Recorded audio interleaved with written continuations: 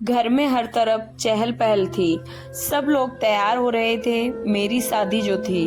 पिताजी ने जिस लड़के को मेरे लिए चुना था, मैंने चुपचाप उस लड़के से शादी के लिए हाँ कर दी थी। मेरे पास और कोई विकल्प नहीं था। पिताजी ने काफ़ी साल पहले ही स्पष्ट कर दिया था कि वो मुझे केवल इसलिए पढ़ा रहे हैं ताकि मुझे अच्छा बर मिल सके। लड़कियों के नौकरी करने के वो सख्त खिलाफ थे। मेरे लिए परिवार भी उन्होंने ऐसा ही ढूंढा था, जिसे घर गृहस्थी संभालने वाली बहू चाहिए थी। ज़्यादा पढ़ी लिखी लड़की में उस परिवार वालों को कोई दिलचस्पी नहीं थी। जब भाभी ससुराल वाले मुझे देखने आए तो मैंने अपने होने वाले पति को देखा था। मुझे उनका व्यक्तित्व साधारण सा लगा। कुछ ज़्यादा बात नहीं हुई थी हमारी। एक सरकारी कंपनी में काम करते थे।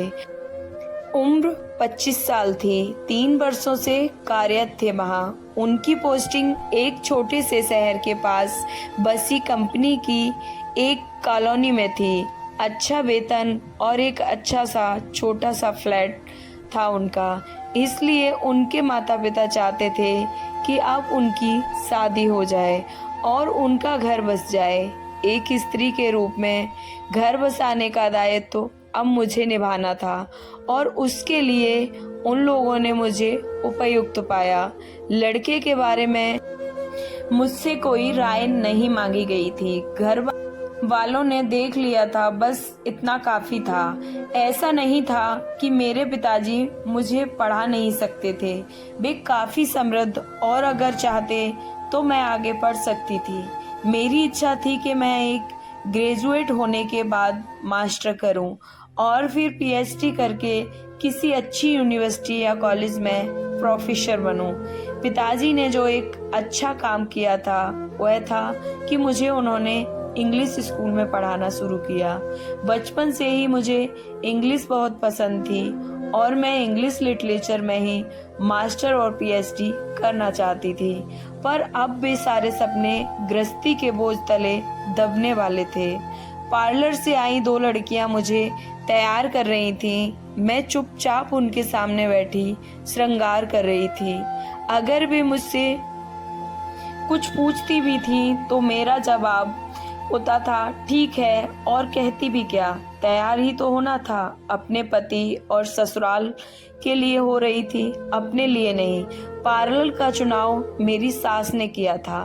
शादी के कपड़े उन्होंने ही भिजवाए थे और पार्लर वालों को निर्देश भी उन्होंने ही दिया था।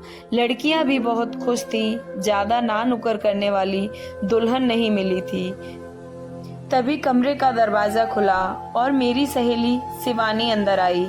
शिवानी का विवाह 2 महीने पहले ही हुआ था और वह मेरी शादी में शामिल होने आई थी। उसके पति एक व्यवसायी परिवार से थे और वे लोग शहर के पास ही रहते थे। कैसी हो मेरी लाड़ो कामना, उसने पूछा। तो तुम्हारा नंबर भी नहीं लग गया। मैं ठीक हूँ। जीजा जी नहीं आए? मैंने पूछा। आ जाएंगे, उन्हें छोड़ो, अपने बारे में बताओ, तुम ठीक हो? यह कहकर उसने मेरी ओर देखा। आज तुम्हारा दिन है, उनका नहीं। उसका इस तरह से उत्तर देना मुझे थोड़ा अजीब सा लगा। मेरे विपरीत वह तो शादी के लिए बहुत उत्सुक थी। पढ़ने लिखने में उसकी रुचि साधारण थी। जब उसकी शादी पक्की हो गई थी तो उसके पांव जमीन पे नहीं रुक रहे थे। अब ऐसी बेरुखी क्यों? शादी को तो सिर्फ 2 महीने ही हुए थे। मैं कुछ कहने ही जा रही थी कि मेरी नजर उसकी बाहों पर पड़ी। मुझे लगा वहां पर चोट के दाग थे। यह क्या? मैंने उसकी बाहों की तरफ इशारा करते हुए पूछा। कुछ नहीं, उसने जल्दी से और मुंह दूसरी तरफ फेर लिया। मुझे लगा उसकी आंख नीली हो गई थी। मैंने पार्लर वाली लड़कियों को 2 मिनट के लिए बाहर जाने को बोला और शिवानी को अपनी तरफ खींचा। बताना क्या हुआ, उदास क्यों लग रही है?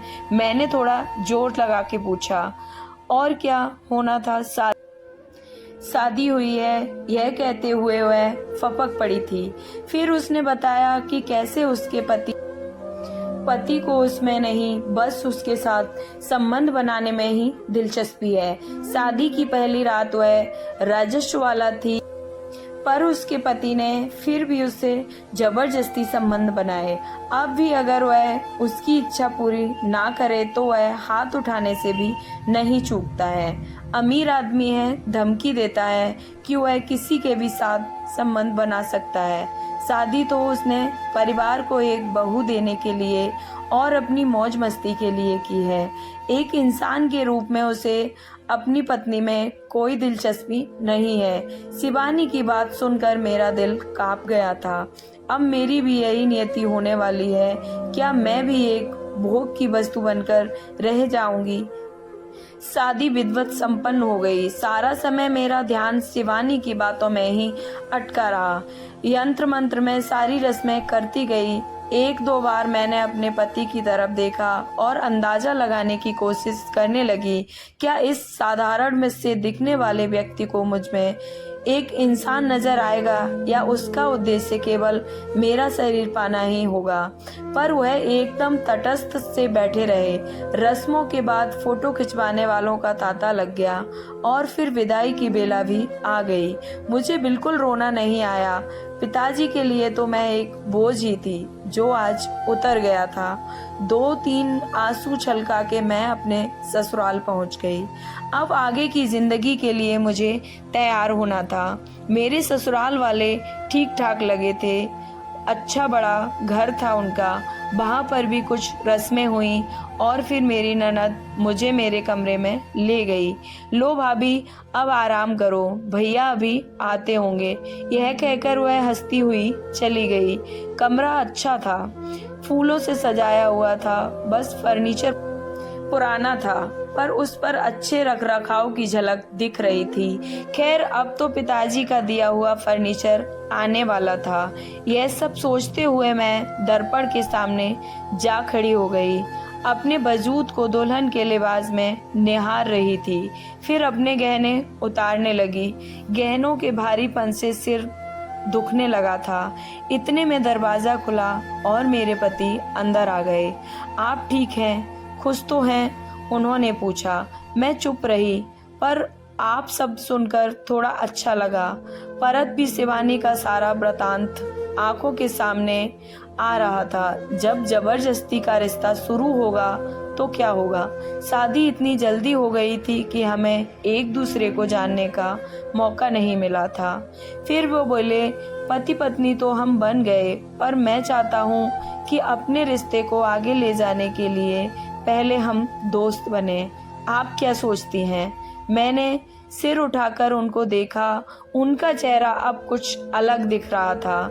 सारी उम्र मेरे पिताजी ने कभी मेरी मर्जी नहीं पूछी थी। अब यह आदमी मेरी मर्जी पूछ रहा है, वह भी उस घड़ी जब मर्दों को अपनी मन मर्जी करने की जल्दी होती है। जैसा आप कहें। मैंने किसी तरह अपना मुंह खोला। नहीं, अब हम पति पत्नी हैं। एक दूसरे पर अधिकार जमाने के लिए अपनी मन मर्जी नहीं कर सकते। आगे जो भी होगा हम दोनों की रजामंदी से होगा। वे फिर बोले, दोस्ती हमारे रिश्ते का आधार होगी, जबरदस्ती नहीं। वह मेरी सहेली शिवानी, उसने कहा था और मैंने शिवानी का सारा किस्सा उन्हें सुना दिया। वो चुपचाप सुनते रहे। फिर वे मेरी तरफ आए और मेरा हाथ पकड़कर बोले, मैं कोई बलात्कारी नहीं हूँ, आपका पति हूँ। ऐसा कुछ नहीं करूँगा जिससे आपको तकलीफ पहुँचे। पहले हम डेटिंग करेंगे, घूमेंगे फिरेंगे, सचमुच में प्यार करेंगे और फिर उस प्यार को उसकी पराकाष्ठा तक ले जाएंगे। यह मेरा आपसे वादा है। जिसे मैंने साधारण समझा था वह तो असाधारण निकला। उस रात हम एक ही पलंग पर सोए, पर बीच में उन्होंने खुद ही तकियों की एक दीवार बना ली थी।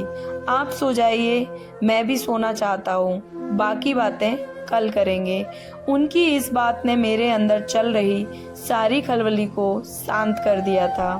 अगले दिन मेरी ननद ने शरारती अंदाज में पूछा, रात कैसी गुजरी भाभी? दोस्ती में मैंने कहा वह शायद समझी नहीं। उन्होंने अपना वादा निभाया। ससुराल में 1-2 दिन रुककर हम उनके क्वार्टर पर, उनकी पोस्टिंग वाली जगह पर चले गए। प्यार होने में अधिक समय नहीं लगा। शादी को आज 4 वर्ष हो गए हैं। अब हम 2 वर्ष के एक बेटे के माँ बाप भी बन गए हैं, पर हमारी दोस्ती आज भी कायम है।